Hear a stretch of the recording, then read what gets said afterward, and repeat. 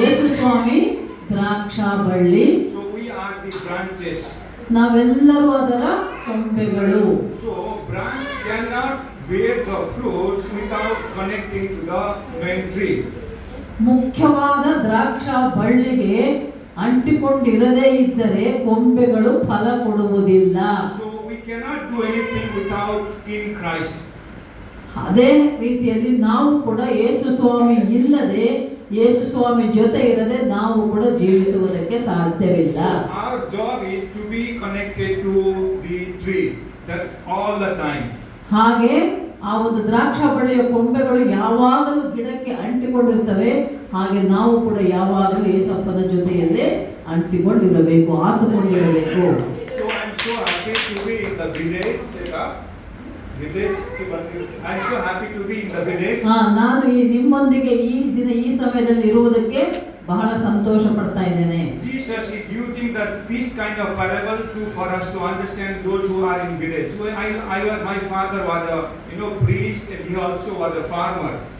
ನಾವೆಲ್ಲರೂ ಏನು ಅನ್ನುವುದನ್ನ ಈ ಒಂದು ವಾಕ್ಯ ಭಾಗದಲ್ಲಿ ನಮಗೆ ತಿಳಿಸಲ್ಪಡುತ್ತದೆ. ಅಂದರೆ ನಾವೆಲ್ಲರೂ ಒಂದೇ ತೋಟದಲ್ಲಿರುವಂತಹ ತೋಟಗಾರರು. Hallelujah. My father also was a farmer. My father also was a farmer. ಅವರ ತಂದೆ ಕೂಡ ಒಬ್ಬರು ರೈತರಾಗಿದ್ದರು. So I understand what is village. I understand what is farming. ಹಳ್ಳಿ ಅಂದ್ರೇನು, ರೈತರಾಗಿ ಕೆಲಸ ಮಾಡುವುದೇನು, ಬೆಳೆ ಬೆಳೆಯುವುದೇನು ನನಗೆಲ್ಲ ಗೊತ್ತು. So Jesus is very carefully using this kind of method for us to understand very easily. ಯೇಸು ಸ್ವಾಮಿ ಕೂಡ ಈ ರೀತಿಯಲ್ಲಿ ಅನೇಕ ವಿಷಯಗಳನ್ನ ಸತ್ಯವೇದ ಬೈಬಲಲ್ಲಿ ಹೇಳಿದ್ದಾರೆ. People who are very highly educated, they may use many kind of technique, but Jesus is using very simple method for us to understand. ಈ ಒಂದು ಅಧ್ಯಾಯದಲ್ಲಿ, ಯೋಹಾನ ಸುವಾರ್ತೆ 15ನೇ ಅಧ್ಯಾಯದಲ್ಲಿ ಬಹಳ ಸುಲಭವಾಗಿ ಅರ್ಥ ಮಾಡಿಕೊಳ್ಳುವಂತಹ ವಿಷಯ ಯೇಸು ಸ್ವಾಮಿ ಮತ್ತು ನಮ್ಮ ಸಂಬಂಧದ ಬಗ್ಗೆ ಇದೆ. You have seen the grape tree. For the grape they say wine. So wine tree will bear the fruits when the branch is connected to the tree. ದ್ರಾಕ್ಷಾ ರಸ ಅನ್ನುವುದು ದ್ರಾಕ್ಷೆಯಿಂದ ಉಂಟಾಗುವುದು. ಆ ದ್ರಾಕ್ಷಗಳು ದ್ರಾಕ್ಷಾ ಬಳ್ಳಿಯಲ್ಲೇ ಹುಟ್ಟಿ ಬೆಳೆಯುವುದು. Hallelujah. Hallelujah. ಫಲ ಕೊಡುವುದು. This example he used so that his word in us and we are in him. So whatever we ask, then he will give it to us. That means we need to be always connected to him. ನಾವು ಈ ಒಂದು ವಾಕ್ಯದ ಪ್ರಕಾರ ನೋಡಿದಾಗ ಯೇಸು ಸ್ವಾಮಿ ಜೊತೆ ನಾವು ನಮ್ಮ ಸಂಬಂಧವನ್ನ ಇಟ್ಟುಕೊಂಡಿದ್ದಾಗ ನಾವು ಫಲ ಕೊಡುವವರಾಗ್ತೇವೆ. ನಾವು ಅಪ್ಪ ಯೇಸಪ್ಪ ಹಾಡಲಿದೆಯಲ್ಲ, ಯೇಸು ನಾನು ನಿನ್ನಲ್ಲಿ, ನಿಮ್ಮ ವಾಕ್ಯ ನನ್ನಲ್ಲಿ, ನಿಮ್ಮ ಪ್ರಾರ್ಥನೆಯಲ್ಲಿ ನನಗೆ ಜಯ ಸಿಗಲಿ. ನಾನು ನಿನ್ನಲ್ಲಿ ಇದ್ದು ಬಹಳ ಫಲವ ಕೊಡುವೆನು. ನಾನು ನಿನ್ನಲ್ಲಿ ಇದ್ದು ಬಹಳ ಫಲವ ಕೊಡುವೆನು. ಯಾವಾಗ ಫಲ ಕೊಡ್ತೀರಿ? ಯಾವಾಗ ನಮ್ಗೆ ಫಲ ಸಿಗ್ತದೆ? ಯೇಸುವಿನಲ್ಲಿದ್ದಾಗ, ವಾಕ್ಯ ನಮ್ಮಲ್ಲಿ, ನಾವು ಯೇಸುವಿನೊಂದಿಗೆ ಇದ್ದರೆ ಫಲ ಕೊಡುವವರಾಗ್ತೇವೆ ಮಕ್ಕಳು. So I am just directly going to the word, that is through the method of the tree and the branch. So the teaching is given in verse 7. Can somebody read verse 7? 7ನೇ ವಾಕ್ಯ ಓದ್ರಿ. ಯೋಹಾನ ಸುವಾರ್ತೆ 15ನೇ ಅಧ್ಯಾಯ 7ನೇ ವಾಕ್ಯ. మీ యందు నా మాటను నిలిచి ఉండిన ఎడల మీకిదే ఇష్టము అడుగుడి, అది మీకు అనుగ్రహింపబడును. ಆಮೆನ್. ದೇವರ ವಾಕ್ಯ ಹೇಳ್ತದೆ, ನಾನು ನಿನ್ನಲ್ಲಿ, ನಿಮ್ಮ ವಾಕ್ಯ ನನ್ನಲ್ಲಿರುವುದಾದರೆ ನೀವು ನನಗೇನು ಕೇಳ್ತೀರೋ ನಾನು ಅದನ್ನು ನಿಮಗೆ ಕೊಡ್ತೇನೆ ಅಂತ ಯೇಸಪ್ಪ ಹೇಳ್ತಾ ಇದ್ದಾರೆ. Just like a vine tree and the branch, that example is given in verse 7. His word in us, we in him. That will be whatever we ask, he will give it to us. 7ನೇ ವಾಕ್ಯದ ಅರ್ಥ ಏನು ಅಂದರೆ, ನಾವು ಯೇಸುವಿನೊಂದಿಗೆ, ಯೇಸು ನಮ್ಮೊಂದಿಗೆ ಇರೋದು ಅಂದರೆ ದ್ರಾಕ್ಷಾ ಬಳ್ಳಿ ಜೊತೆ ಕೊಂಬೆ ಅಂಟಿಕೊಂಡಿದ್ದಾಗ ಮಾತ್ರ ನಮಗೆ ದ್ರಾಕ್ಷಾ ಹಣ್ಣು ಫಲ ಹೇಗೆ ಸಿಗ್ತದೋ ಹಾಗೆ ನಾವು ಯೇಸುವಿನೊಂದಿಗಿದ್ದಾಗ, ದೇವರ ವಾಕ್ಯ ನಮ್ಮಲ್ಲಿದ್ದಾಗ ನಾವೇನು ಬೇಕೋ ಅದನ್ನು ನಂಬಿಕೆಯಿಂದ ಪ್ರಾರ್ಥಿಸಿ ಕೇಳಿಕೊಂಡಾಗ ನಮಗೆ ಯೇಸಪ್ಪ ಎಲ್ಲವನ್ನು ಕೊಡುತ್ತಾನೆ. Verse 7. So when you produce more fruits, then they will know you are the disciple. That people around us, they will look at us, that is fruit is bearing by the main tree, that is on the branches.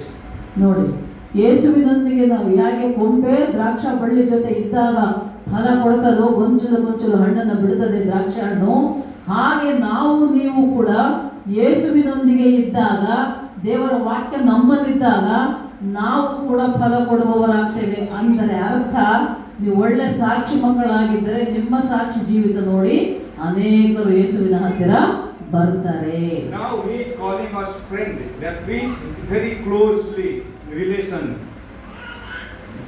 Jesus is calling us Yesu friend. ಸ್ವಾಮಿ ನಮ್ಮ ಸ್ನೇಹಿತನಾಗಿದ್ದಾನೆ.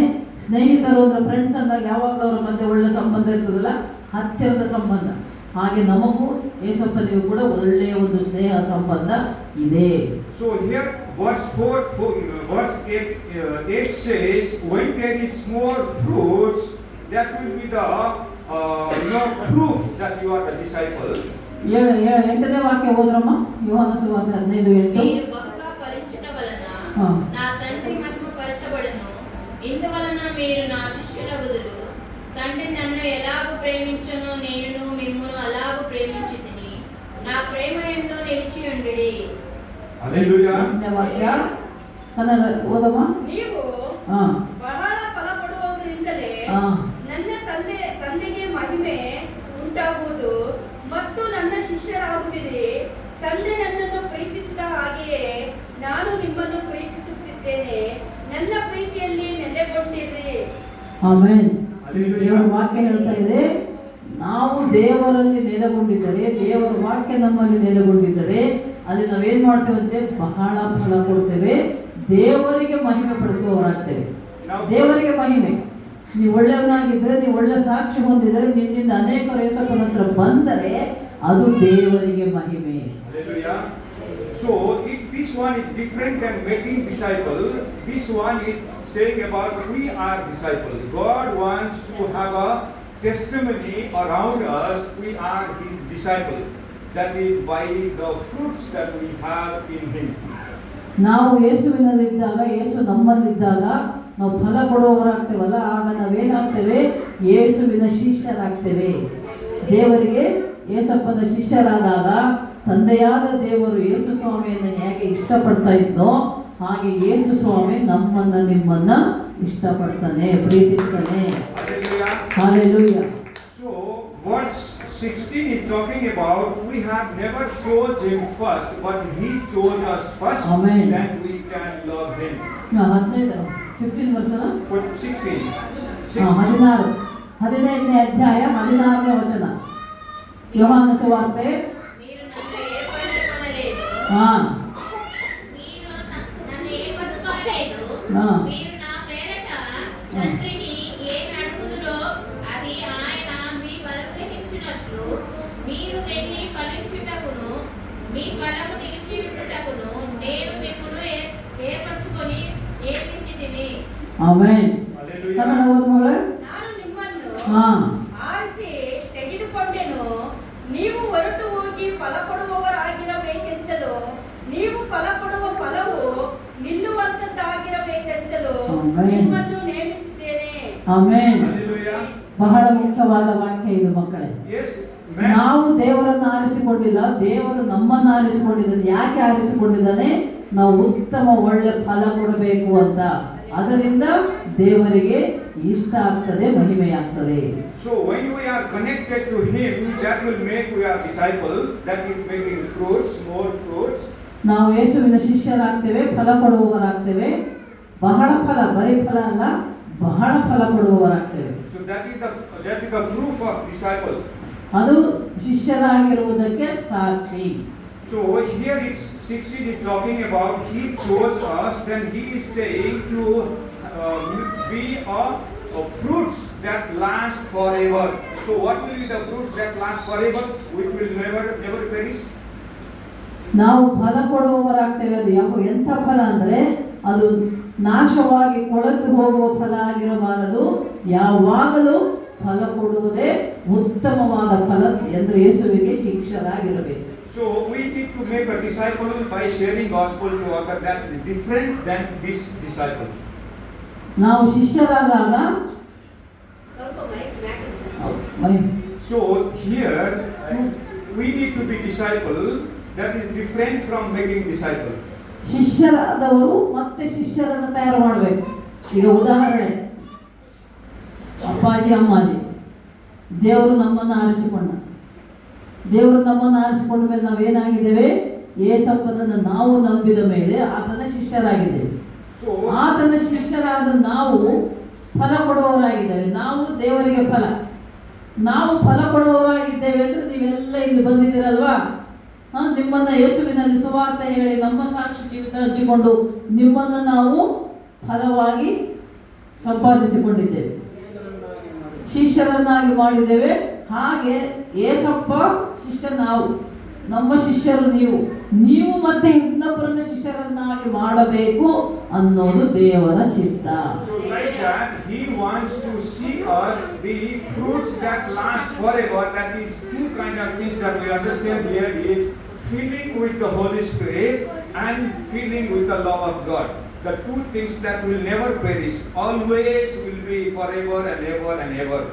ನಾವು ಫಲಭರಿತರಾಗಿರಬೇಕು. ಫಲ ಕೊಡುವವರಾಗಿರಬೇಕಾದ್ರೆ ಎರಡು ಕಾರ್ಯಗಳಾಗಬೇಕು. ಒಂದು, ಪವಿತ್ರಾತ್ಮನ ಅಭಿಷೇಕ, ಪವಿತ್ರಾತ್ಮನ ಒಂದು ಆತನನ್ನು ನಾವು ಪವಿತ್ರಾತ್ಮನಿಂದ ಅಭಿಷೇಕಿಸಲ್ಪಡಬೇಕು.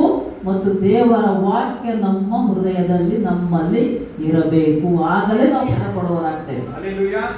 So we need to be connected to the branch and the tree like this. Always, no taking break. Always, no break. ಯಾವಾಗಲೂ 24 ಗಂಟೆನೂ ನಾವು ದೇವರೊಂದಿಗೆ ಸಂಬಂಧ ಹೊಂದಿರಬೇಕು. ಆಗಲೇ ನೀವು ಫಲ ಕೊಡುವವರಾಗ್ತೇವೆ. ಇಲ್ಲಾಂದ್ರೆ ಕೊಂಬೆ ಒಣಗಿ ಹೋಗ್ತದೆ, ಮುರಿದು ಹಾಕಿ ಬೆಂಕಿ ಹಚ್ಚಿಬಿಡುತ್ತೆ. Then we need to remember all his promises. ದೇವರ ವಾಗ್ದಾನಗಳನ್ನು ನಾವು ನೆನಪು ಮಾಡಿಟ್ಟುಕೊಳ್ಬೇಕು. He said, I will never leave you, I will never forsake you. You understand that? ದೇವರು ಹೇಳಿದ ಮಾತೇನು? ನಾನು ನಿನ್ನನ್ನು ಬಿಡುವುದಿಲ್ಲ, ನಿನ್ನನ್ನು ತೊರೆಯುವುದಿಲ್ಲ. ನಿನ್ನ ಕೈ ಬಿಡುವುದಿಲ್ಲ, ನಿನ್ನನ್ನು ತೊರೆಯುವುದಿಲ್ಲ. ನೀನು ನಿನ್ನ ಬಿಡುವನು, ನಿನ್ನ ಎಡಬಾಯನು. He said, ask for the nation, ask for the people, ask for the filling of the Holy Spirit. You know, he's not saying that these kind of things to ask from the Lord. ದೇವರನ್ನು ನಾವು ಕೇಳಿಕೊಳ್ಳಬೇಕು.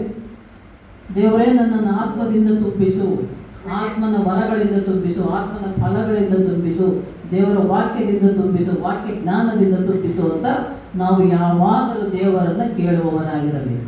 Hallelujah.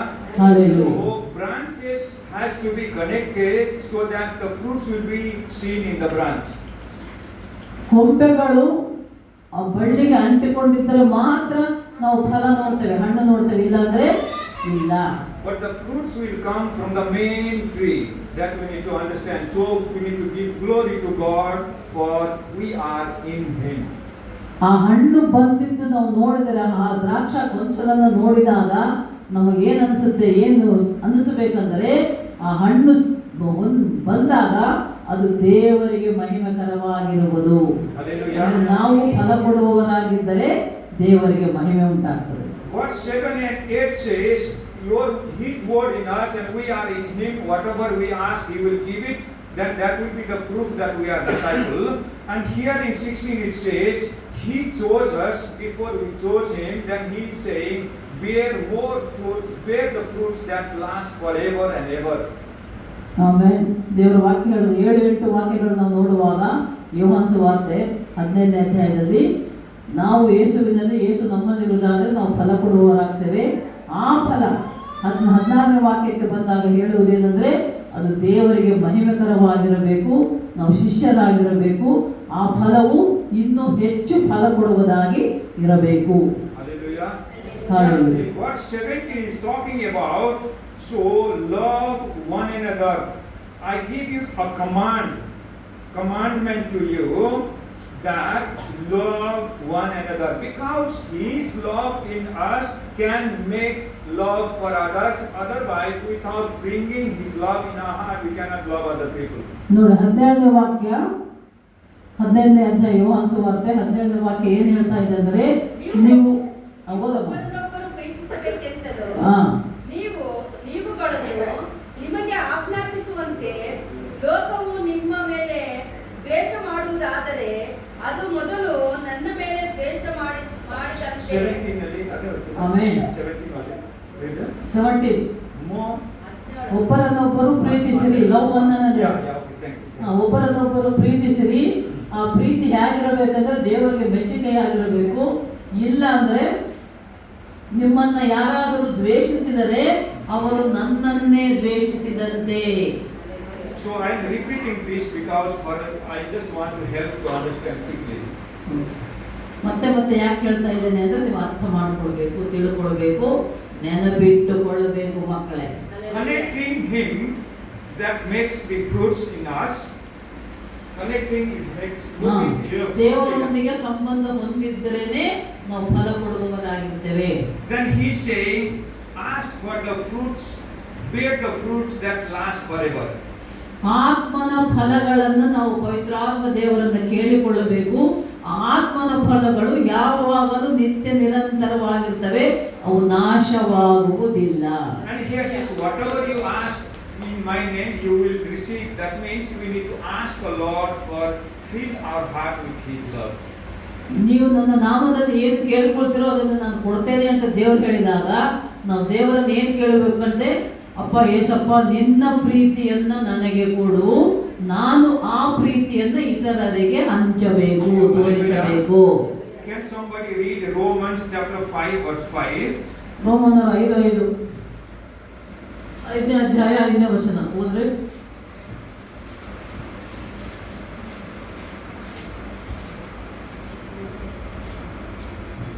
ಈ ನಿರೀಕ್ಷೆಯು ನಮ್ಮ ಆಸೆಯನ್ನು ಭಂಗಪಡಿಸುವುದಿಲ್ಲ, ನಮಗೆ ಕೊಟ್ಟಿರುವ ಪವಿತ್ರಾತ್ಮನ ಮೂಲಕವಾಗಿ ದೇವರ ಪ್ರೀತಿಯ ರಸವು ನಮ್ಮ ಹೃದಯಗಳಲ್ಲಿ ಧಾರಾಳವಾಗಿ ಸುರಿದಿದೆಯಲ್ಲ. Amen. Hallelujah. So here he says, through the Holy Spirit, Father is giving the love in our heart. He will just put like a water, He will fill our heart with His love through the Holy Spirit. ನೀರನ್ನ ಪಾತ್ರೆಯಲ್ಲಿ ನಾವು ಹೇಗೆ ಸುರಿದು ತುಂಬುತ್ತೇವೋ ಹಾಗೆ ಪವಿತ್ರಾತ್ಮನು ನಮ್ಮ ಹೃದಯವನ್ನು ತನ್ನಿಂದ ತುಂಬಿಸುತ್ತಾನೆ. So for us to fill our heart with His love and His Holy Spirit, our heart has to be clean. That heart need to be clean is because of the blood of Jesus Christ that He cleans our heart. ಈಗ ದೇವರ ವಾಕ್ಯ ಹೇಳಿದ ಒಬ್ಬರನ್ನೊಬ್ಬರು ಪ್ರೀತಿಸಿರಿ ಅಂದರೆ ಪವಿತ್ರಾತ್ಮನು ನಮ್ಮ ಹೃದಯಗಳನ್ನ ದೇವರ ಪ್ರೀತಿಯಿಂದ ತುಂಬಿಸ್ತಾನೆ. ಆ ಪ್ರೀತಿ ಶಾಶ್ವತವಾಗಿರಬೇಕು. ಆ ಪ್ರೀತಿಯನ್ನು ನಾವು ಇತರರಿಗೆ ಹಂಚುವವರಾಗಿರಬೇಕು, ತೋರಿಸುವವರಾಗಿರಬೇಕು. Is that is Matthew 5:8? Matthew 5:8? Yes. Yes. 5:8. Yes. That is saying, I just imagine 5:8. I don't know to read, but I guess that is Matthew 5:8. Yes, yes. So pure heart will see the Lord. ಹೃದಯ ಶುದ್ಧಿ ಗಲವಾರು ಧನ್ಯರು ವಾರು దేవుని చూచెదరు.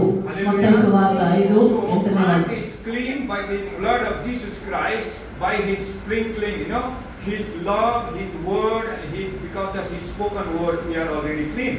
ಹೃದಯ ಶುದ್ಧವಾಗಿರಬೇಕು ಅಂದರೆ ದೇವರ ಆತ್ಮ ನಿಮ್ಮಲ್ಲಿರಬೇಕು, ದೇವರ ವಾಕ್ಯಗಳು ನಿಮ್ಮ ಬಾಯಲ್ಲಿ ಬರಬೇಕು. ಆಗಲೇ ದೇವರು ನಮ್ಮ ಹೃದಯ ಮನಸ್ಸು ಶುದ್ಧಿಯಾದಾಗ ದೇವರಿಗೂ ನಮಗೂ ಸಂಬಂಧ ಇರ್ತದೆ.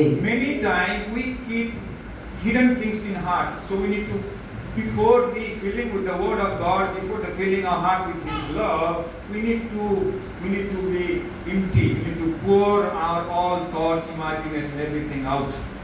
ದೇವರ ವಾಕ್ಯ ನಮ್ಮಲ್ಲಿರುವುದಾದರೆ ನಾವು ಏನೇ ಮಾತನಾಡಿದ್ರು ಏನೇ ಮಾಡಿದ್ರು ದೇವರ ವಾಕ್ಯವನ್ನೇ ನಾವು ಇನ್ನೊಬ್ಬರಿಗೆ ಹೇಳುವವರಾಗಿರ್ತೇವೆ. ಅದು ಕ್ರಿಸ್ತನ ಪ್ರೀತಿಯಿಂದ, ದೇವರ ವಾಕ್ಯದಿಂದ, ಪರಿಶುದ್ಧತೆಯಿಂದ ನಮ್ಮ ಹೃದಯವು ತುಂಬಿರಬೇಕು. Hallelujah. We need to take out which is not needed. That unnecessary things we should not keep in our heart. ಅನಾವಶ್ಯಕವಾದ ವಿಷಯಗಳನ್ನ ನಿಮ್ಮ ಹೃದಯದಲ್ಲಿ ಇಟ್ಟುಕೋಬೇಡಿ. ನಿಮ್ಮ ಹೃದಯ ಕಸದ ಬುಟ್ಟಿ ಅಲ್ಲ. ಸಿಟ್ಟು, ದ್ವೇಷ, ವಿರೋಧಗಳು, ಹೊಟ್ಟೆ ಕಿಚ್ಚು, ಜಗಳ, ತಂಟೆ, ತಕರಾರು, ಕೆಟ್ಟ ಮಾತು, ಕೆಟ್ಟ ಆಲೋಚನೆಗಳು, ಕೆಟ್ಟದ್ದನ್ನ ನಿಮ್ಮ ಹೃದಯದಲ್ಲಿ ತುಂಬಿಟ್ಟುಕೋಬೇಡ್ರಿ. ಅದನ್ನ ಪರಿಶುದ್ಧವಾಗಿಡಿ, clean ಆಗಿಡಬೇಕು. Hallelujah. Can somebody read Psalm chapter 62 verse 8? ಕೀರ್ತನೆ ಗ್ರಂಥ 62ನೇ ಅಧ್ಯಾಯ 8ನೇ ವಚನ. ಕೀರ್ತನೆಗಳು.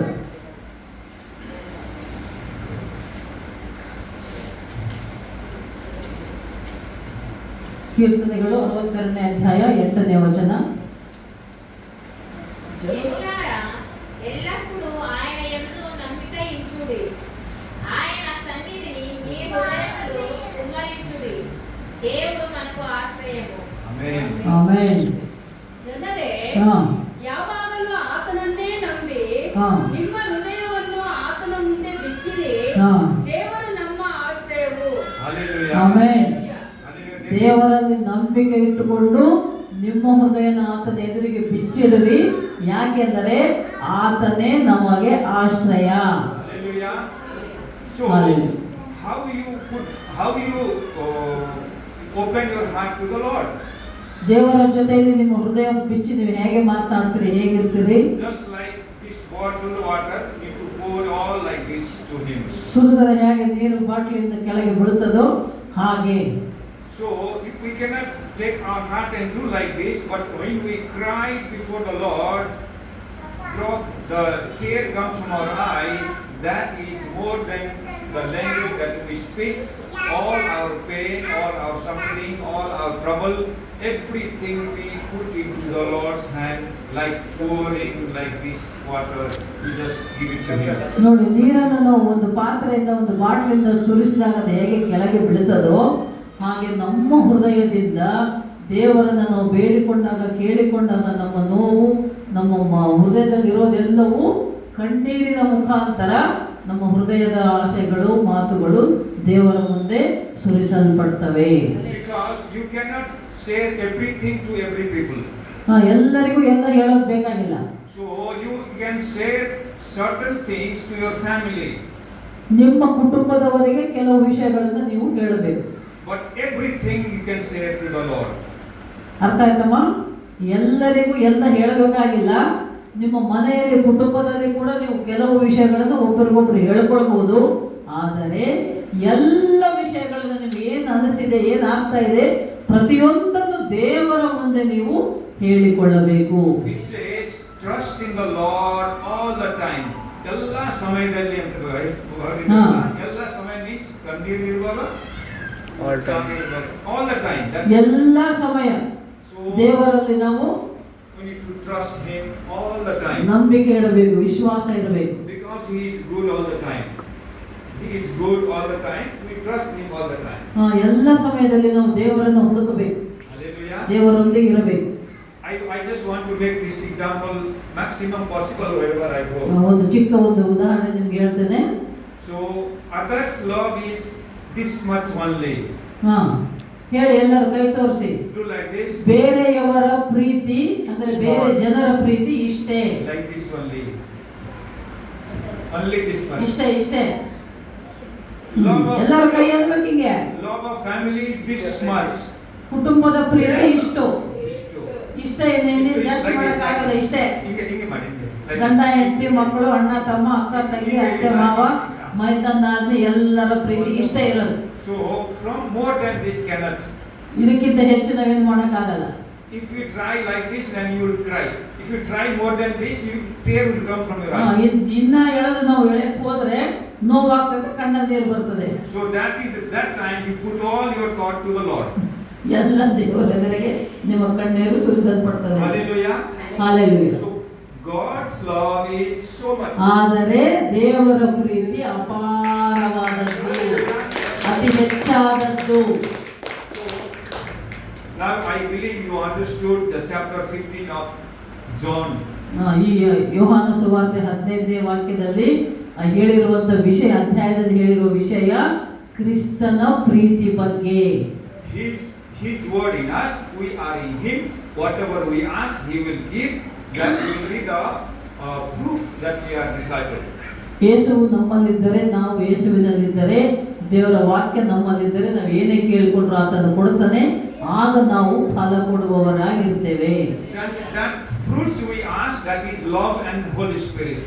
ಆ ಫಲಗಳೇನು ಅಂದ್ರೆ ನಾವು ದೇವರನ್ನು ಕೇಳಿಕೊಳ್ಳೋದು, ದೇವರು ನಮಗೆ ಕೊಡೋದು, ದೇವರ ಆತ್ಮನ, ಪವಿತ್ರ ಆತ್ಮನ ಅಭಿಷೇಕ ಮತ್ತು ಪ್ರೀತಿ, ದೇವರ ಪ್ರೀತಿ. Yes, we need to make disciples. At the same time, we need to have a fruit in our personal life.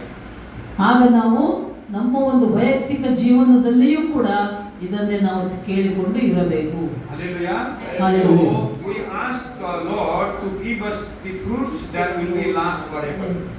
ದೇವರ ವಾಕ್ಯ ಹೇಳಿದ್ರೆ ನೀವು ಪವಿತ್ರಾತ್ಮನಿಂದ ಅಭಿಷೇಕಿಸಲ್ಪಟ್ಟಾಗ ಕ್ರಿಸ್ತನ ಪ್ರೀತಿಯನ್ನು ಹೊಂದಿದಾಗ ನೀವು ಲೋಕದಲ್ಲಿ ಕಟ್ಟ ಕಡೆಗೆ ಹೋಗಿ ಶಿಷ್ಯರನ್ನಾಗಿ ಮಾಡಬೇಕನ್ನೋದು ದೇವರ ಚಿತ್ತ, ದೇವರ ಇಷ್ಟ. So His love in our heart can help us to love other people. ದೇವರು ನಮ್ಮಲ್ಲಿದ್ದಾಗ ಮಾತ್ರ ನಾವು ಇನ್ನೊಬ್ಬರನ್ನು ಪ್ರೀತಿಸೋದಕ್ಕೆ ಸಾಧ್ಯ ಮಕ್ಕಳೇ. Hallelujah. ಇಲ್ಲ ಅಂದ್ರೆ ಇಲ್ಲ, ಮತ್ತೆ ಅದೇ ಸಿಟ್ಟು, ದ್ವೇಷ, ಹೊಟ್ಟೆ ಕಿಚ್ಚು ಅವೇ ಇರ್ತವೆ. Our natural love cannot do that. Natural love cannot do, but His love. ಈ ಒಂದು ಲೋಕದ ಪ್ರೀತಿ ಶಾಶ್ವತ ಅಲ್ಲ, ಕ್ರಿಸ್ತನ ಪ್ರೀತಿ ಶಾಶ್ವತ. ಅದನ್ನು ನಾವು ಇತರರಿಗೆ ಹಂಚುವವರಾಗಿರಬೇಕು, ಅಂದ್ರೆ ಇತರರನ್ನ ಪ್ರೀತಿಸುವವರಾಗಿರಬೇಕು. So once again, others' love is only this much. ಮತ್ತೆ ನಾವು ನೋಡೋದಾದ್ರೆ ಜನರ ಬೇರೆಯವರ ಪ್ರೀತಿ ಇಷ್ಟೇ, Family love this much. ಕುಟುಂಬದ ಪ್ರೀತಿ ಇಷ್ಟು, God's love so much. ಆದರೆ ದೇವರ ಪ್ರೀತಿ ಅಪಾರವಾದದ್ದು, ಹೆಚ್ಚಾದದ್ದು. So now in the people of God, in the family of God, this bigger family means we care one another, we pray for one another, we support, we lift up, we encourage one another. ನೋಡಿ, ನಾವು ಈ ಒಂದು ಕುಟುಂಬ, ಇದು ಏಸಪ್ಪನ ಕುಟುಂಬ, ಇದೊಂದು ಮನೆ ಅಂತ ನೀವು ಅಂದುಕೊಂಡಾಗ ನಾವೆಲ್ಲರೂ ಒಂದಾಗಿದ್ದಾಗ ಇರುವುದು ಹೇಗೆ ಅಂದರೆ, ನಾವು ಒಬ್ಬರನ್ನೊಬ್ಬರು ಸಹಿಸಿಕೊಂಡು, ಒಬ್ಬರನ್ನೊಬ್ಬರು ಪ್ರೀತಿಸುತ್ತಾ, ಒಬ್ಬರನ್ನೊಬ್ಬರು ಕ್ಷಮಿಸುತ್ತಾ, ಒಬ್ಬರಿಗಾಗಿ ಒಬ್ಬರು ಪ್ರಾರ್ಥಿಸುತ್ತಾ ಇರಬೇಕು. So more than we talk, we listen to our people, also love. ನಾವು ಹೇಳುವುದಕ್ಕಿಂತಲೂ ಕೇಳುವುದೇ ಹೆಚ್ಚಾಗಿರ್ತದೆ ಈ ದಿನಮಾನಗಳಲ್ಲಿ. ಆದರೆ ನಾವು ಕ್ರಿಸ್ತನ ಪ್ರೀತಿಯನ್ನು ಹೇಳುವವರಾಗಬೇಕು, ಕ್ರಿಸ್ತನ ಪ್ರೀತಿಯ ಮಾತುಗಳನ್ನೇ ಕೇಳುವವರಾಗಿರಬೇಕು. Hallelujah. Hallelujah. So even within family or the friends, we listen to them, that is loving them. ನಾವು ಒಬ್ಬರನ್ನೊಬ್ಬರು ಹೇಳುವಾಗ ಕೇಳುವಾಗ ಆ ಒಂದು ಕೇಳುವ ಒಂದು ತಾಳ್ಮೆ ನಿಮ್ಮಲ್ಲಿ ಇದ್ದರೆ ಅದು ಕ್ರಿಸ್ತನ ಪ್ರೀತಿ ನಿಮ್ಮಲ್ಲಿದೆ ಅಂತ ಅರ್ಥ. Hallelujah. Hallelujah. So more than talking, listening need more energy. You know that? ಹೇಳುವುದಕ್ಕಿಂತಲೂ ಕೇಳುವುದು ಬಹಳ ಮುಖ್ಯ. That we need God's strength to listen. ನಾವು ಯಾರಾದ್ರೂ ಹೇಳೋದನ್ನ ಕೇಳಿಸ್ಬೇಕು ಅಂದ್ರೆ ದೈವಿಕ ಬಲ, ದೇವರ ಬಲ ನಮ್ಮಲ್ಲಿರಬೇಕು. ಆತ್ಮನಿಂದ ಬಲವನ್ನು ಹೊಂದಿದವರಾಗಿದ್ದರೇನೆ ಇನ್ನೊಬ್ಬರು ಹೇಳೋದನ್ನು ನಾವು ತಾಳ್ಮೆಯಿಂದ, ಸಹನೆಯಿಂದ ಕೇಳುವವರಾಗ್ತೇವೆ. When people ask for the prayer request, we need to bring that same request to the Lord immediately, so we also be free from the body. Amen. ಈಗ ಸಭೆಗೆ ಬರ್ತಾರೆ ಎಷ್ಟೋ ಜನ, ಬರುವವರು ನಿಮ್ಮನ್ನ ಏನಾದರೂ ಪ್ರಾರ್ಥನೆ ವಿಜ್ಞಾಪನೆ ಹೇಳಿದಾಗ, ನೀವು ಏನೋ ಒಂದು ವಿಷಯ ಹೇಳಿ ಇದಕ್ಕಾಗಿ ನಮಗೆ ಪ್ರಾರ್ಥಿಸಿರಿ ಅಂತ ಅವ್ರು ಕೇಳಿಕೊಂಡಾಗ ಅದೇ ಪ್ರಾರ್ಥನೆ ವಿಜ್ಞಾಪನೆ ನಾವು ಹಾಗೆ ದೇವರಲ್ಲಿ ಒಪ್ಪಿಸಿಕೊಡಬೇಕು. ಆಗ ದೇವರ ಪ್ರಾರ್ಥನೆ ಕೇಳಿ ಅದಕ್ಕೆ ಉತ್ತರ ಕೊಡ್ತಾನೆ. Thank you so much. I didn't want to take much time. I believe you understood this chapter very. ನಾನು ಹೆಚ್ಚಾಗಿ ನಿಮ್ಮ ಸಮಯ ತಗೊಳ್ಳೋದಿಲ್ಲ. ನೀವು ಈ ಅಧ್ಯಾಯದ ವಿಷಯವನ್ನು ನೀವು ತಿಳ್ಕೊಂಡಿದ್ದೀರಿ, ಅರ್ಥ ಮಾಡ್ಕೊಂಡಿರಿ ಅನ್ಕೊಂಡಿದ್ದೀನಿ. So I just want to tell one thing. ಇನ್ನೊಂದು ವಿಷಯ ಹೇಳ್ತೇನೆ. Village is like a village churches, village Christian family, like a organic food that has more strength. ಈ ಒಂದು ಗ್ರಾಮದ ಕುಟುಂಬಗಳು ಒಂದಾಗಿರ್ತವೆ, ಅಲ್ಲಿ ಹೆಚ್ಚಿನ ಬಲ ಇರ್ತವೆ, ಒಗ್ಗಟ್ಟಿನಲ್ಲಿ ಬಲವಿದೆ. Hallelujah. Like organic fruits and the food, village people and village churches like that more strength. ಹಳ್ಳಿ ಜನ ಹೆಚ್ಚು ಬಲ ಯಾಕೆ ಬಂದಿರ್ತಾರೆ ಅಂದ್ರೆ ಒಳ್ಳೆಯ ಆಹಾರ ನೀವು ಸೇವಿಸ್ತೀರಿ, ಗೊಬ್ಬರ ಹಾಕಿ ಬೆಳೆದದ್ದು, ರಾಸಾಯನಿಕಗಳು, ಕೆಮಿಕಲ್ಸ್ ಹಾಕಿ ಬೆಳೆದದ್ದಲ್ಲ. ಆ ತರ ವಿಲೇಜ್ ಅಲ್ಲಿ ಇರೋರು ದೇವ್ರ ಮಕ್ಕಳು ಆ ತರ ಸ್ಟ್ರೆಂತ್ ಇರ್ತಾರೆ. ನೀವು ಕೂಡ ದೇವ್ರ ಜೊತೆ ಮುದ್ದೆ ಆಮೇಲೆ ಇದು ತಿನ್ನೋದು ಅಂತ ಇಲ್ಲ, ಮುದ್ದೆ ತಿನ್ನೋದಕ್ಕೆ ಎಷ್ಟೋ ನಮ್ಗೆ ಬಲ ಸಿಗತ್ತ ಶರೀರಕ್ಕೆ. ಹಳ್ಳಿ ಕಡೆ ಇರೋ ಜನ ದೇವ್ರ ಜೊತೆ ಅಷ್ಟೋ ಸ್ಟ್ರಾಂಗ್ ಇರ್ತಾರೆ ಅಂತ ಆ ಎಕ್ಸಾಂಪಲ್. ಆಮೆನ್. ಮುದ್ದೆ ತಿಂದು ಹೇಗೆ ನೀವು ಗಟ್ಟಿಯಾಗಿರ್ತೀರೋ ಹಾಗೆ ದೇವರ ವಾಕ್ಯದಲ್ಲಿ ಕೂಡ ನೀವು ಬಲವಾಗಿರ್ತೀರಿ ಅಂತ ನಾನು ಅಂದುಕೊಳ್ತೇನೆ. ಇರ್ತೀರಿ ಅಂತ, ಹಳ್ಳಿ ಜನ ಇರ್ತಾರೆ ಅಂತ. I love village. Jesus was traveling to village. I am so happy I traveled. ಇವತ್ತು ಅವ್ರಿಗೆ ಭಾರಿ ಖುಷಿ ಆಗ್ಬಿಟ್ಟಿದೆ ಮಕ್ಕಳು. ಏನು ಗೊತ್ತಾ, ನಾವು ರಾಯದುರ್ಗದಿಂದ ಟ್ರೈನಲ್ಲಿ ಬಂದು ರೈಲ್ವೆ ಸ್ಟೇಷನ್ ಇಳಿದ್ವಿ. ಈಗ ನಾವು ಎಷ್ಟು ಜನ ಇದ್ವಿ? ನಾವು 4 ಜನ, ಸುನೀತಮ್ಮ, ರಾಮಯ್ಯ ಗಾಡಿ ತಂದು ಅಲ್ಲಿ ಇಟ್ಟು ಬಂದಿದ್ದ. ಬೆಳಗ್ಗೆ ಬರುವಾಗ.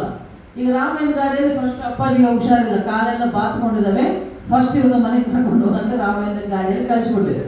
ಆಮೇಲೆ ನಾವು 4 ಜನ ಮೆಲ್ಲಗೆ ನಾನು ಅಲ್ಲಿ ಕೂತ ವೇಟ್ ಮಾಡ್ತಾ ಇದ್ದೆ, ಮತ್ತೆ ಗಾಡಿ ಮತ್ತೆ ಬರ್ತದೆ ರಾಮಾಯಣ ಕರ್ಕೊಂಬರಕ್ಕೆ ಅಂತ. ಆದರೆ ದೇವರು ನನ್ನ ಕರ್ಕೊಂಬರಕ್ಕೆ ನನ್ನ ಮಗ ತಿರುಪತಿಗೆ ಕಳಿಸಿಬಿಟ್ಟ.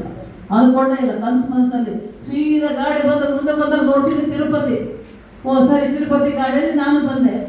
ಇನ್ನು ಇವ್ರು 3 ನಡ್ಕೊಂಡು ಬರ್ತಾ ಇದ್ರು, ಸುನೀತಮ್ಮ, ಸೋಮಪ್ರಸಾದಯ್ಯ, ಜಸ್ಸಿ ಅಮ್ಮ.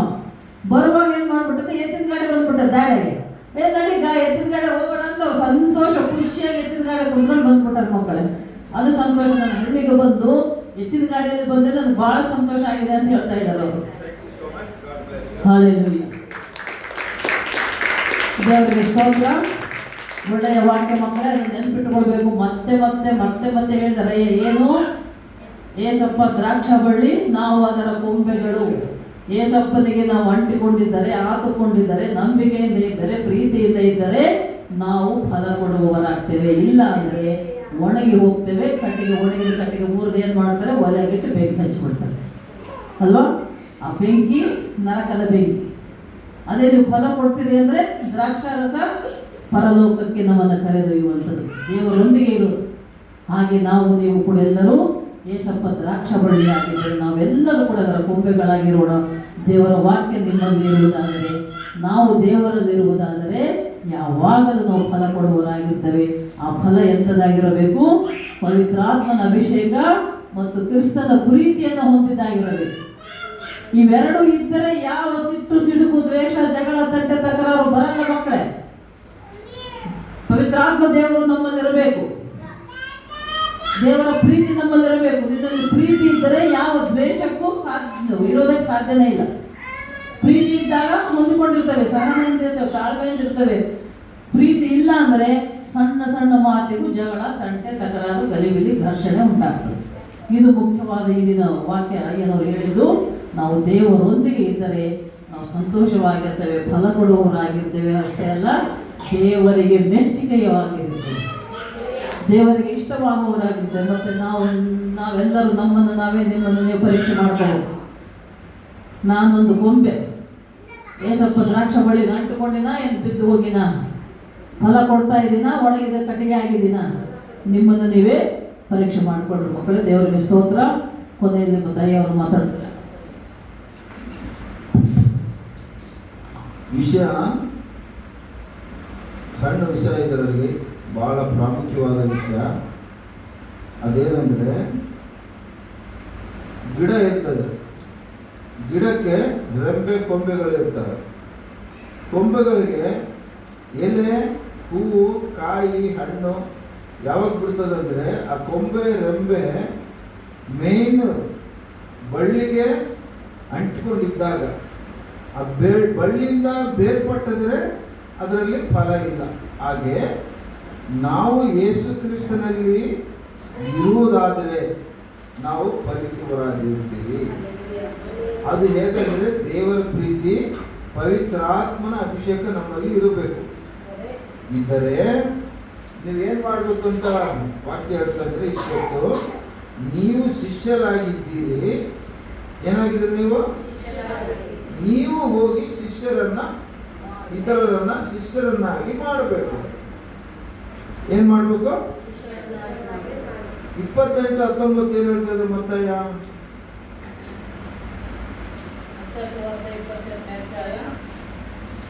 19 ನೋಡಿ ಮುಗಿಸ್ಬಿಡೋಣ.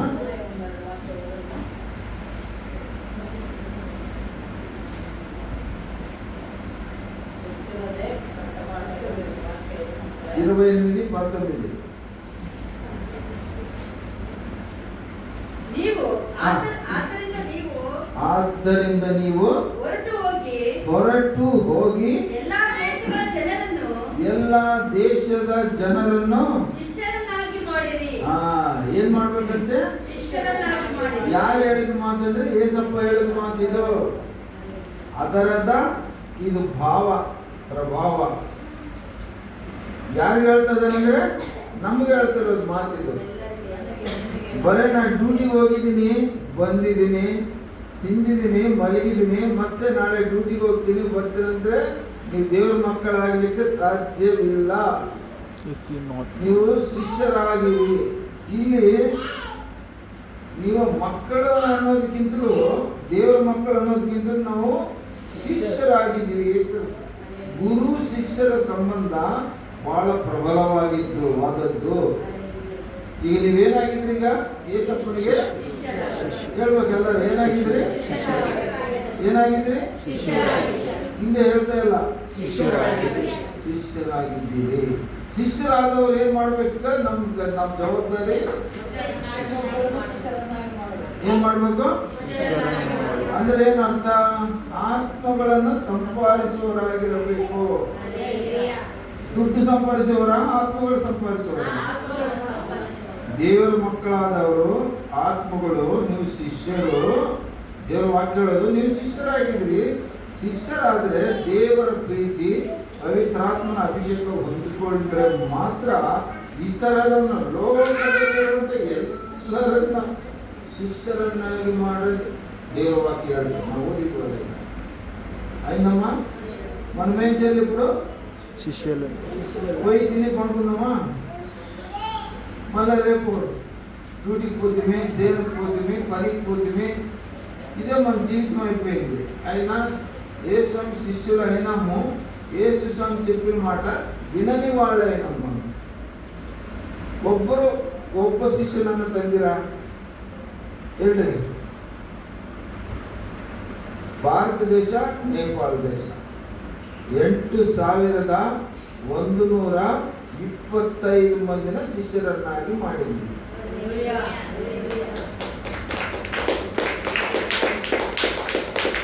ಯಾಕೆ ಮಾಡಿದ್ವಿ ಅಂದ್ರೆ ಈ ವಾಕ್ಯ ಇಟ್ಕೊಂಡು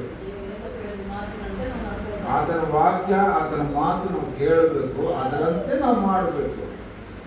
ಕನಿಷ್ಠ ನಿಮ್ಮ ಜೀವನದಲ್ಲಿ ಒಂದು ಒಬ್ಬ ಶಿಷ್ಯನನ್ನಾಗಿ ಮಾಡಿದಿರಾ? ಒಂದು ಆತ್ಮನನ್ನಾದರೂ ತಂದಿದ್ದೀರಾ? ಏನಪ್ಪ ನೆಹಮ್ಯ ಎಷ್ಟು ಮಂದಿ ತಂದಿದ್ದೀರ ಹತ್ರ? ಇದುವರೆಗೂ ತಂದಿಲ್ಲ. కనీసం ఇన్నుందాగలు తల్లి దాని మార్పు ఇన్ని రోజులు చేయలేదు. కనీసం ఇంకా ముందు జీవితంలో ప్రతి మనిషికి ఈ రోజు నుంచి బ్యాలెన్స్ జీవితం ఉంది. ఇంకా దాన్ని ఏమంటారు తెలుగులో, కన్నడలో శేష జీవితం. అంటే ఈ రోజు నుంచి ఒక రోజు చనిపోయే మరణం రోజు ఉందా మనకి? జీవితం అందరికీ ఒక మరణం రోజు ఉందా? ఒకే రోజంగా చచ్చిపోతామా? వేరే వేరే రోజు చచ్చిపోతామా? ఆ చచ్చిపోయే రోజుకి ఈ రోజుకి మధ్య జీవితమే బ్యాలెన్స్. దేవుడు మనకి 70, 80, 90, 100, 40, 50 ఏళ్ళు ఆయుష్ ఇచ్చినాడంటే ఈ రోజు నుంచి ఇంకా ఎన్నాళ్ళు బతుకుతామో కనీసము ఈ జీవితంలో మీరు శిష్యుల్ని సంపాదిస్తే మీరు నిజమైన ద్రాక్షావల్లికి మీరు తీగలై ఉంటారు. మీరు ద్రాక్షావల్లికి మీరు ఏమై ఉంటారు? తీగలు. తీగ ప్రాణం కల తీగనా, ఎండిపోయిన తీగనా? ఇప్పుడు ఫలం ఇచ్చే తీగగా ఉండాల. లేదంటే ఏమవుతుందంటే ఆ తీగను కోసి నిప్పులో వేసి కాల్చి పారేస్తారు. అంటే నరకానికి వెళ్ళిపోతారు. నరకానికి వెళ్ళిపోతారు. ఎవరు? ఆత్మను సంపాదించని వారు, ಶಿಷ್ಯರನ್ನ ಆಗಿ ಮಾಡದೇ ಇರುವಂಥವರು. ನಿಮ್ಮನ್ನು ನೀವು ಪರೀಕ್ಷಿಸಿಕೊಳ್ಳ್ರಿ, ಪರಿಶೋಧಿಸಿಕೊಳ್ಳ್ರಿ. ಎಷ್ಟು ಮಂದಿಗೆ ನೀವು ಸುವಾರ್ತೆ ಹೇಳಿದ್ರಿ, ಎಷ್ಟು ಮಂದಿಯನ್ನು ನೀವು ದೇವರ ಹತ್ರ ತಂದಿದ್ದೀರಿ. ಇವತ್ತು ದಿನ ಮರೆತು ಹೋಗ್ಬೇಡ್ರಿ. ಒಳ್ಳೆ ವಾಕ್ಯ ಇದು, ಶ್ರೇಷ್ಠವಾದ ವಾಕ್ಯ. ಪ್ರತಿ ಕ್ರೈಸ್ತನಿಗೆ, ಪ್ರತಿ ಕ್ರೈಸ್ತ ಮಕ್ಕಳಿಗೆ, ಪ್ರತಿ ಕ್ರಿಸ್ತನಿಗೆ ಶಿಷ್ಯರಾದಂಥ ನಮ್ಮೆಲ್ಲರಿಗೂ ಒಂದು ಒಳ್ಳೆಯ ಗುಣಪಾಠ. ನಾವೇನ್ ಮಾಡ್ಬೇಕು ಇನ್ನು ಮುಂದೆ? ಏನಪ್ಪ ನೆಹಮ್ಯ ಏನ್ ಮಾಡ್ಬೇಕು ಮುಂದೆ? ಯಾರನ್ನ? ನಮ್ಮನ್ನ ನಾವೇ ಶಿಷ್ಯರು ಮತ್ತೆ ಮತ್ತೆ ನಮ್ಮನ್ನೇ ಮಾಡ್ತೀರಾ? ಹೊಸಬರನ್ನ ಮಾಡಬೇಕು ಶಿಷ್ಯರನ್ನಾಗಿ. ಸುನಿತಮ್ಮಕ್ಕ ಹೋಗಿ ಭಾರತಮ್ಮನ ಶಿಷ್ಯರಾಗಿ ಮಾಡೋದು, ಭಾರತಮ್ಮಕ್ಕ ಬಂದು ಸುನಿತಮ್ಮಕ್ಕನ ಶಿಷ್ಯ ಮಾಡಿದ್ದೀನಿ ಅಂತ ಅಂದ್ಕೊಳ್ಳೋದು, ಅದು ಒಣಗಿ ಹೋದ ಬಳ್ಳಿ. అమ్మ ఎండిపోయిన కొమ్మ మనం ఎండిపోయిన కొమ్మగా ఉండకుండా ఫలించే కొమ్మగా ఉండాలి మనం కదా. ఈరోజు మీరందరూ కూడా ಅರಕೆ ಹೊತ್ಕೊಳ್ರಿ. ದೇವರ ಮಕ್ಕಳಾದವರು ನೀವು ದೇವರ ಮಕ್ಕಳನ್ನು ತಿಳ್ಕೊಳ್ಬೇಡ್ರಿ, ಏಸಪ್ಪನ ಶಿಷ್ಯರಂತ ತಿಳ್ಕೊಳ್ಬೇಕು ನೀವು. ಅಲ್ಲೆಲ್ಲೂಯಾ. ಏನಂತ ತಿಳ್ಕೊಳ್ಬೇಕು ನಿಮ್ಮನ್ನು ನೀವು? ಏನಂತ ತಿಳ್ಕೊಳ್ಬೇಕು? ಏಸಪ್ಪನ ಶಿಷ್ಯರು. ಶಿಷ್ಯರಿಗೆ ಒಂದು ಜವಾಬ್ದಾರಿ ಐತೆ. ಶಿಷ್ಯರಿಗೆ ಏನು ಜವಾಬ್ದಾರಿ ಐತೆ? ಶಿಷ್ಯರನ್ನಾಗಿ ಮಾಡುವುದು ಒಂದು ಜವಾಬ್ದಾರಿ. ಶಿಷ್ಯರನ್ನಾಗಿ ಯಾರು ಮಾಡ್ತಾರೆ ಅಂತಂದ್ರೆ ತಂದೆಯಾದ ದೇವರ ಪ್ರೀತಿ, ಪವಿತ್ರಾತ್ಮನ ಅಭಿಷೇಕ, ಇದೆರಡು ನಿಮ್ಮಲ್ಲಿ ಇರಬೇಕು. ಅಂತವರೇ ಮಾಡೋದು ಶಿಷ್ಯರನ್ನಾಗಿ ಇತರರನ್ನ. ಅದು ನಿಮ್ಮಲ್ಲಿಲ್ಲ, ನೀವು ಮಾಡೋದಿಲ್ಲ. ನೀವು ಮಾಡೋದಿಲ್ಲ, ಅದು ನಿಮ್ಮಲ್ಲಿ ಇಲ್ಲ. ಯಾವುದಿಲ್ಲ? ದೇವರ ಪ್ರೀತಿ ಇಲ್ಲ, ಪರಿಶುದ್ಧಾತ್ಮ ದೇವರು, ಪವಿತ್ರಾತ್ಮ ದೇವರ ಅಭಿಷೇಕ ನಿಮ್ಮಲ್ಲಿಲ್ಲ. ಮೊದಲದು ಹೊಂದ್ಕೊಡ್ರಿ. ಅದು ಹೊಂದ್ಕೊಳ್ಳೋದ್ರ ಮೂಲಕ ನಿಮಗೊಂದು ಶಕ್ತಿ ಬರ್ತದೆ, ವಿಶೇಷವಾದ ಶಕ್ತಿ ಬರ್ತದೆ. 1:8 ಏನು ಹೇಳ್ತದೆ? ಅಪೊಸ್ತಲರ ಕಾರ್ಯ, ಪವಿತ್ರಾತ್ಮನ ನಿಮ್ಮ ಮೇಲೆ ಬರಲು ನೀವು ಬಲವನ್ನು ಹೊಂದಿದ್ದೀರಿ. ಸುಮ್ಮನೆ ನೀವಾಗಿ ಹೋಗಿ ಯಾರನ್ನ ಶಿಷ್ಯ ಮಾಡ್ಕೊಂಡು ಬಾರೋ ಅಂದ್ರೆ ಹೋಗಲೇ ಅಂತಾರೆ. ಬಲವಾದ ಮಾತುಗಳು, ಬಲವಾದ ದೇವರ ಮಾತುಗಳು ನಿಮ್ಮಲ್ಲಿ ಬರಬೇಕು ಅಂದ್ರೆ ನಿಮ್ಮಲ್ಲ ದೇವರ ಪ್ರೀತಿ ಇರಬೇಕು, ಪವಿತ್ರಾತ್ಮನ ಏನಿರ್ಬೇಕು? ಇನ್ನೊಂದು ಹೇಳ್ಬೇಕಲ್ಲ, ಇಷ್ಟೊಂದು ಕೇಳ್ಕೊಂತಿರಲ್ಲ. ಮೊದಲನೇದು ದೇವರ ಪ್ರೀತಿ ನಿಮ್ಮಲ್ಲಿ ಇರಬೇಕು. ಎರಡನೇದು ಹೇಳ್ಬೇಕು. ಮೊದಲನೇದು ಏನಿರ್ಬೇಕು ನಮ್ಮಲ್ಲಿ? ಈ ಕಡೆಯಿಂದ ಶಬ್ದ ಬರ್ತಾ ಇಲ್ಲ. ದೇವರ ಪ್ರೀತಿ. ಮೊದಲನೇದು ನಮ್ಮಲ್ಲಿ ಏನಿರ್ಬೇಕು? ದೇವರ ಪ್ರೀತಿ. ದೇವರ ಪ್ರೀತಿ ಇರಬೇಕು. ಎರಡನೇದು ಏನಿರ್ಬೇಕು? ಪವಿತ್ರಾತ್ಮನ ಅಭಿಷೇಕ. ನಿಮ್ಮಲ್ಲಿ ಕೆಲಸ ಆಗ್ತಾ ಇಲ್ಲ, ನಿಮ್ಮೆಲ್ಲ ಏನು ಆಗ್ತಾನೆ ಇಲ್ಲ, ಮದುವೆ ಆಗ್ತಾ ಇಲ್ಲ, ರೋಗವಾಸಿ ಆಗ್ತಾ ಇಲ್ಲ, ಏನು ನಮ್ಮಲ್ಲಿ ಬದುಕು ದರಿದ್ರ ಹೋಗ್ತಾ ಇಲ್ಲ. ಇವೆಲ್ಲಕ್ಕೆ ಕಾರಣ ಏನಂದ್ರೆ ನಿಮ್ಮಲ್ಲಿ ದೇವರ ಪ್ರೀತಿ ಇಲ್ಲ, ಪವಿತ್ರಾತ್ಮನ ಏನಿಲ್ಲ, ಅಭಿಷೇಕ ಇಲ್ಲ. ತಿಳ್ಕೊಳ್ಬೇಕು ನೀವು. ಇವೆರಡು ನಿಮ್ಮಲ್ಲಿ ಇದ್ರೆ ಕಾರ್ಯವು ಜಯ ಹೊಂದ್ಕೊಳ್ತದೆ. ಅಲ್ಲೆಲ್ಲೂಯಾ. ನಿಮ್ಮಲ್ಲಿ ಏನಿರ್ಬೇಕು ಈಗ? ಕೊನೆಯದಾಗಿ ಮೊದಲನೇದಾಗಿ ತಂದೆಯ ದೇವರ ಪ್ರೀತಿ ಇರಬೇಕು, ಏಸಪ್ಪನ ಪ್ರೀತಿ ಇರಬೇಕು. ಎರಡನೇದಾಗಿ ಪವಿತ್ರಾತ್ಮನ ಅಭಿಷೇಕ ಇರುವುದಾದ್ರೆ ನೀವು ನಿಜವಾದ ಶಿಷ್ಯಂದರಾಗ್ತೀರಿ. ನೀವು ನಿಜವಾದ ಶಿಷ್ಯಂದರಂದ್ರೆ ಅವೆರಡು ನಿಮ್ಮಲ್ಲಿ ಇರಬೇಕು. ಅವೆರಡು ನಿಮ್ಮಲ್ಲಿ ಇದೆ ಅಂದ್ರೆ ನೀವು ಯಾರು ಹೇಳೋದೇ ಬೇಕಾಗಲ್ಲ. ನೀವು ಫಲ ಹೊಂದ್ಕೊಂಡು, ಶಕ್ತಿ ಹೊಂದ್ಕೊಂಡು ಹೋಗಿ ಇತರರಿಗೆ ಸುವಾರ್ತೆಯನ್ನು ಸಾರಿ ಅವರನ್ನ ಏಸಪ್ಪನ ಶಿಷ್ಯರನ್ನಾಗಿ ನೀವು ಮಾಡುವರಾಗ್ತೀರಿ. ಅಲ್ಲೆಲ್ಲೂಯಾ. ಎಲ್ಲ ಕಣ್ಮುಚ್ಚೋರಿ. ದೇವರು ಒಳ್ಳೆಯ ವಾಕ್ಯವನ್ನು ಇವತ್ತು ಬಿತ್ತಿದ್ದಾನೆ. ನಾವು ಒಂದು ಒಳ್ಳೆ ಗುಣಪಾಠವನ್ನು ಕಲಿತಿದ್ದೀವಿ. ನಾವು ಪ್ರಾರ್ಥನೆ ಮಾಡ್ಕೊಂಡು ಮುಂದೆ ಸಾಗಿ ಹೋಗೋಣ. ಇಬ್ಬರು ಪ್ರಾರ್ಥನೆ ಮಾಡ್ತಾರೆ, ಪ್ರಾರ್ಥನೆ ಮಾಡ್ತಾರೆ, ನಂತರ ಸುನೀತಮ್ಮ ಅವರು ಪ್ರಾರ್ಥನೆ ಮಾಡ್ತಾರೆ.